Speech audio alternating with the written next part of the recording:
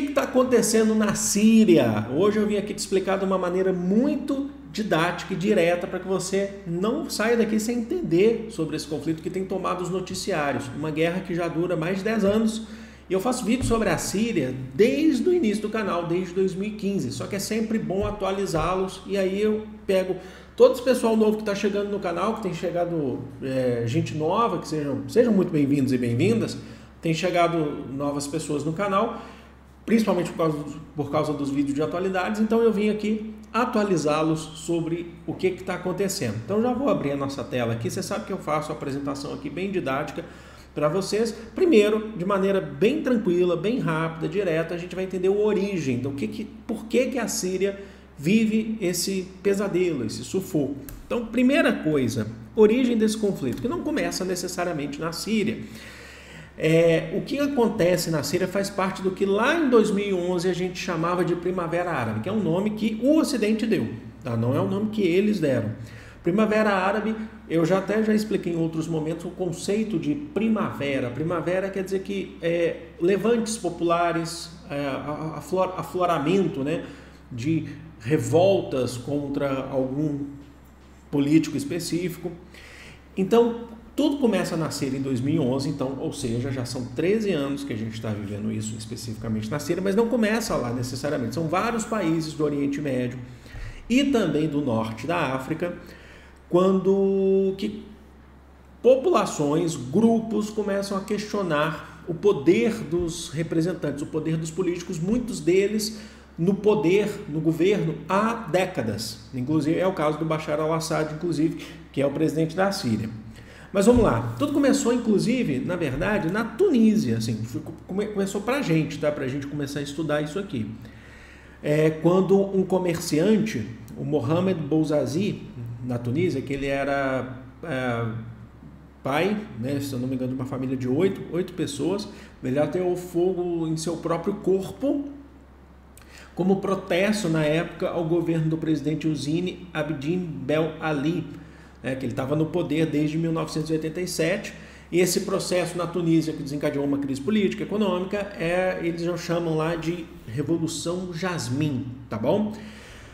Bom, isso tudo levou ao mundo árabe, né, o que aconteceu na Tunísia, a movimentos em outros países também. Isso começou a se propagar por outros países que questionavam os seus representantes, os seus políticos. E um dos fatores importantes são as redes sociais. A gente sempre falava isso desde quando dava aula lá naquele tempo, já dava aula em 2011, né? Já falavam sobre isso, sobre principalmente os vídeos, por exemplo, o vídeo do comerciante com fogo no próprio corpo, você tinha na internet sendo espalhado, manifestações, movimentos, as pessoas começaram a tomar as ruas, por isso que se chama Primavera Árabe. Foi muito espalhado, principalmente na rede no atual X, né, que é o Twitter, o antigo Twitter. Enfim, mas um ponto importante a se destacar é das relações internacionais, e isso vem até hoje, por isso que eu estou colocando aqui. É que de um lado, os Estados Unidos, aquilo lá todo mundo começou a falar, os noticiários começaram, né, a crescer. Os Estados Unidos e a OTAN, a Organização do Tratado do Atlântico Norte, apoiavam muitos dessa população de rebeldes contra os governos. Só que é um apoio seletivo. Por que é um apoio seletivo? Eles apoiavam governantes que se opunham rebeldes que se opunham a governos que eram algozes dos Estados Unidos, governantes que eram contra a presença dos Estados Unidos e da OTAN no Oriente Médio. Então, por exemplo, foi o caso da Líbia. A Líbia, você tinha um governante lá, que era o Muammar Gaddafi, né, que escreveu um livro chamado Livro Verde, por exemplo, foi perseguido, foi morto, né, pelas tropas da OTAN, o Muammar Gaddafi, e na Síria também. Então, os Estados Unidos apoiavam os movimentos insurgentes contra esses governantes, falando que o grande lance é a democracia, você precisa valorizar a democracia. Só que a gente sabe também, eu acho que é muito importante trazer essa discussão, que a democracia liberal, ela é de acordo com a sua própria conveniência. Os Estados Unidos propagam essa concepção da democracia. Eu não estou falando de fazer defesa de Líbia ou Síria, não, tá? Eu só estou explicando isso para vocês. Ele propaga isso viva a democracia liberal e tal, mas assim, se vocês lembrarem, os Estados Unidos, por exemplo, na América, a partir da década de 60, 70, apoiou as ditaduras militares, porque ele acreditava, você tinha o Plano Condor, né, a partir dos anos 70, e também aqui no Brasil, o Comando de Caça aos Comunistas, acreditavam que as democracias liberais estavam sendo prejudicadas pelo movimento comunista. Era período de Guerra Fria, você tinha Cuba já socialista a partir de 1959, então os Estados Unidos apoiou ditaduras. Então, assim, o modelo de democracia liberal é de acordo com a sua própria conveniência, certo? Então, os Estados Unidos vai lá e apoia a população, apoia os rebeldes a derrubarem os governos da Líbia. Eles conseguiram, da Síria eles não conseguiram, porque da Síria também você tem o poder da Rússia apoiando a Síria, certo? A gente já vai falar daqui a pouco numa telinha sobre alianças. De outro lado, os Estados Unidos apoiavam governantes, e não interessa se eles estavam no poder há muito tempo. Foi o caso, por exemplo, do Egito. Os Estados Unidos apoiavam governantes porque eram governantes que apoiavam e aceitavam a entrada dos Estados Unidos dentro do Oriente Médio, dentro do Norte da África e do Oriente Médio. Então, por exemplo, os Estados Unidos apoiou o governante do Egito, Murabak, eu não lembro o nome dele direito. Ele mandou o exército descer para a rua para descer a porrada na população. Só que os próprios militares do exército, quando eles foram fazer isso, a mando do presidente do Egito, os militares lá apoiaram a população. A população conseguiu converter esse modelo e aí derrubaram o presidente. Nesse caso, os Estados Unidos apoiou um presidente que era, então, contra os rebeldes. Então, vocês entendem que não dá para você trabalhar com uma forma geral, você precisa olhar caso por caso do que aconteceu. Então, esse é um ponto muito importante a se destacar, tá bom?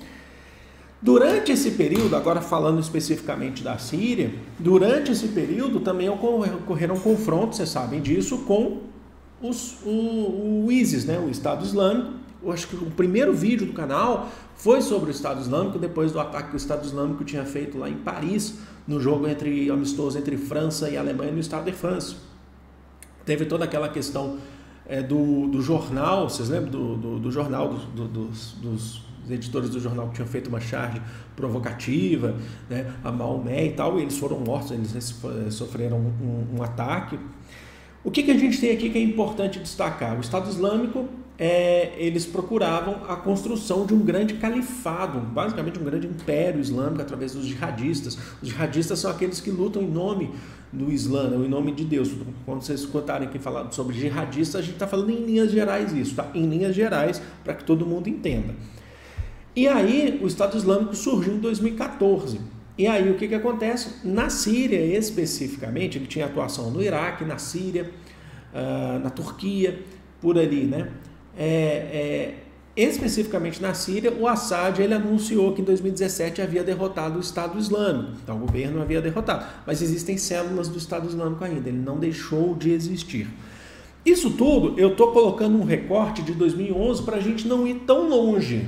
Porque se você quiser ir mais atrás, você vai falar, por exemplo, da presença das próprias tropas da OTAN desde 2001 no Oriente Médio, quando houve a guerra do Afeganistão, certo? Se você for olhar bem, vamos lá, se você quiser ir mais longe ainda, eu não vou ficar abordando isso aqui, mas a presença da OTAN e dos Estados Unidos ela é fundamental para a gente entender grupos que se opõem a governos ou que governos que ficaram no poder por muito tempo. Quer que eu dê um exemplo para vocês? Vou dar dois exemplos importantes. Em 1979 aconteceu a Guerra do Afeganistão, que é considerado o último grande conflito da Guerra Fria entre Estados Unidos e União Soviética. Nessa guerra do Afeganistão, a União Soviética apoiava o governo do Afeganistão. Os Estados Unidos passou a apoiar os rebeldes que eram contra o governo do Afeganistão. Esses rebeldes eram chamados de mujahidins. Esses rebeldes contra o governo do Afeganistão, eles receberam apoio militar dos Estados Unidos e ganhavam muito equipamento dos Estados Unidos. A União Soviética estava jogando ali no Afeganistão os seus últimos recursos militares para ver o que ia dar. Então você tinha helicópteros, os últimos da União Soviética, os aviões, e os mujahidins, eles eram equipados inclusive com mísseis, né, antiaéreos, artilharia antiaéreas, os chamados Stings, que são aqueles, para quem joga videogame, sabe, que você atira, você dá um míssil teleguiado. Entre esses mujahidins, você sabe quem estava? Osama Bin Laden, ele mesmo que depois, em 2001, anos depois, recebeu treinamento dos Estados Unidos, ele forma anos depois a rede Al-Qaeda, uma rede terrorista, e ataca os Estados Unidos. Os Estados Unidos vai lá depois e invade o Afeganistão. Mas quem equipa os mujahidins são os próprios Estados Unidos. Quem equipa a Al-Qaeda lá atrás são os próprios Estados Unidos. Um outro ponto importante que eu quero falar aqui para vocês é a guerra Irã-Iraque. Entre 1982, agora a gente passa um pouquinho para frente, e 88, aconteceu uma guerra entre o Irã e o Iraque. Essa guerra aconteceu porque o Irã, em 79, tinha se tornado uma república teocrática com a força do Ayatollah Khomeini. O Irã, você tinha um poder de uma república liberal, ocidentalizada, e aí você teve uma chamada Revolução Islâmica ou Iraniana, onde o Irã virou uma república teocrática. Colocou o Islã como a principal lei, né, do país, acima da própria Constituição, e assim é até hoje, uma república teocrática. O Iraque temia que essa revolução teocrática chegasse no seu país. O Iraque e o Irã são países vizinhos. Então o Iraque ele começa também a fazer, mas não é só por isso, tá? Existem questões sobre domínio de rotas comerciais de barris de petróleo, por aí vai. É mais do que isso. Eu só estou dando um panorama para vocês entenderem o contexto para a gente chegar hoje. A gente vai afunilando. Os Estados Unidos, ele apoia o Iraque nessa guerra e dá mais poder ainda para o líder do Iraque. Você sabe quem que era o líder do Iraque? Saddam Hussein. Os Estados Unidos investem no Saddam Hussein. Para depois, em 2003, depois dos Estados Unidos, já muito tempo, depois que acaba a guerra Irã-Iraque, acontece uma outra guerra, que é a Guerra do Golfo, também por rotas comerciais, que aí já é o Iraque contra o Kuwait. Aí os Estados Unidos já está do lado do Kuwait, ele já não está apoiando mais o Iraque. E aí em 2003, os Estados Unidos invadem o Iraque, a OTAN invade o Iraque, alegando que havia enriquecimento de urânio para fazer bomba atômica. Os inspetores da ONU não encontraram nada, isso não foi comprovado, já foi retirado de pauta, mas os Estados Unidos invadem mesmo assim o Iraque, alegando que Saddam Hussein era um ditador, e de fato era. Estava no poder há muito tempo. Muita gente torturada, morta, mas o que é importante? Quem que deu poder ao Iraque? Estados Unidos. Por isso que eu quero que vocês entendam que, quando você olha num panorama geral, você tem que olhar quem é quem ali, não dá para você trabalhar de forma geral. Compreenderam? Então tá, beleza. Passando daí, a gente trabalha aqui com uma política de alianças que não é uma aliança muito bem definida. A Síria, aqui nesse ponto a gente tem uma aliança mais bem definida, do lado da Síria, que é o governo do Bashar al-Assad. Ele tem apoio da Rússia desde os tempos da Guerra Fria, mas tem apoio do Líbano, conta aí também o Hezbollah e o Irã. Então você tem essas alianças, certo? E os rebeldes, aqui a gente está trabalhando com grupos rebeldes, porque ao longo desse tempo não é só um grupo rebelde. No começo os rebeldes eram a população, tá? Depois surgem outros grupos também. Do apoio dos Estados Unidos, Israel, Turquia, Arábia Saudita, mas você pode colocar mais, você pode colocar Egito, você pode colocar outros. Então você tem, na época, 2014, 15, o pessoal chamava isso aí de mini guerra mundial. Acho que o conceito é errado, mas assim, eu até falei isso num vídeo antigo, aí eu nem lembro mais qual, mas é um conceito que não necessariamente é bem aplicado. Agora, quem são os rebeldes da atualidade que os Estados Unidos nega apoio, mas na verdade apoia? Apoia porque quer a queda do Bashar al-Assad, porque o Bashar al-Assad é apoiado pela Rússia. O que você tem?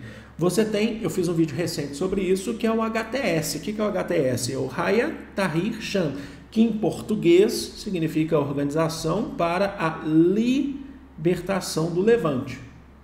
Esse grupo foi criado em 2011 como um braço aliado, veja você, da Al-Qaeda. A rede Al-Qaeda do Osama Bin Laden, que já não existe mais, morreu, mas foi criado como um braço aliado. Rompeu com a Al-Qaeda, isso é certo, é verdade, rompeu com a Al-Qaeda, mas foi criado como um braço aliado da Al-Qaeda, que queria derrubar o governo do Bashar al-Assad numa guerra civil que estava acontecendo, certo? Há uma disputa por poder, né? O HTS quer dominar o território sírio e derrubar o Bashar al-Assad. E o que os Estados Unidos pensa nesse contexto? Ele não necessariamente apoia o HTS, tá? Mas derrubar o Assad, que não caiu até agora, de repente convém. Compreenderam? É isso que eu estou querendo falar para vocês. Em 2018, para vocês terem noção, quando o presidente dos Estados Unidos era o Donald Trump, vai ser de novo agora, a partir do 20 de janeiro de 2025, ele havia reconhecido que o HTS não era o seu grande foco de combate.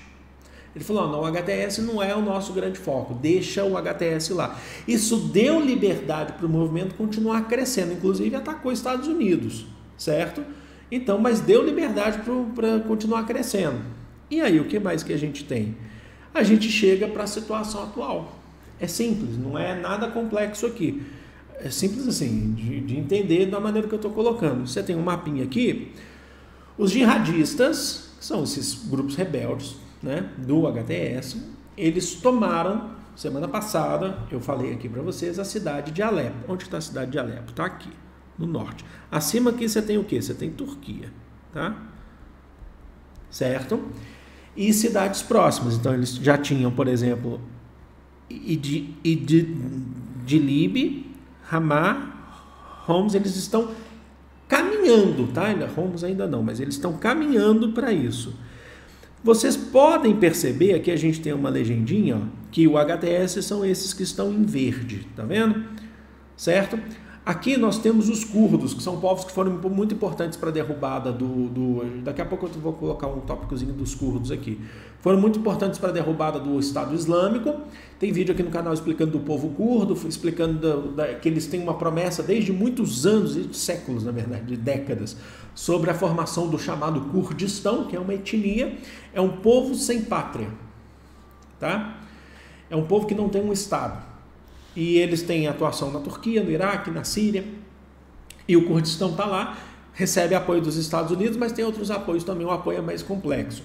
Eles querem formar o Kurdistão, eles sempre vão na onda da promessa, não, se vocês ajudarem, a gente forma um país para vocês e tal. Eles estão ali e eles se opõem ao Bashar al-Assad porque eles querem derrubar o Bashar al-Assad e formar um Kurdistão. Mas eles não são necessariamente apoiadores do HTS, tá? Acho que é importante destacar isso. Eles têm um apoio em partes dos Estados Unidos, sim, mas não necessariamente do HTS. Eles estão aqui nessa região, reparem. O governo do Assad, do Bashar al-Assad, é a maior parcela, dá aí mais ou menos 70%, está aqui a fonte onde eu tirei o mapa para vocês, mas você tem a maior parcela do território sírio está sob controle do próprio governo. Tá? Mas isso tem crescido, porque essa parte em verde, reparem que eles estão fazendo um movimento, deixa eu até trocar aqui a cor da caneta para destacar, até a capital. Qual que é a capital? Damasco. Começa aqui em cima em Alepo, mas vai caminhando para onde? Para Damasco. É onde você tem a capital, é a maior força em resistência do governo sírio, certo? Do governo do Bashar al-Assad. Que vai depender muito agora também das suas próprias relações internacionais para lutar contra os grupos, se envolverem também em relações internacionais. Então, por exemplo, vamos lá, vamos continuar aqui nossa apresentação. Falei para vocês que tem os curdos, que têm apoio dos Estados Unidos, se opondo ao governo do Assad, mas não significa que eles sejam apoiadores do HTS, tá? Eles estão ocupando essa área aqui, que é uma área grande dentro do território sírio. E a gente precisa definir também, entender, alguns dos motivos que levaram, vou colocar a caneta vermelha, a Síria, a questão síria, ter tomado novamente parte aí dos grandes noticiários. Por que é uma guerra que está acontecendo, é uma guerra civil que está acontecendo desde 2011, a gente voltou a falar agora? Porque em outros tempos a gente voltou a falar também?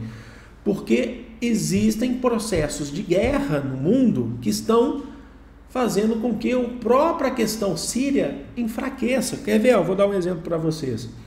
Você tem desvio de atenções no Oriente Médio. Por que não trocou minha caneta aqui? Peraí. Porque eu só esqueci, coloquei caneta.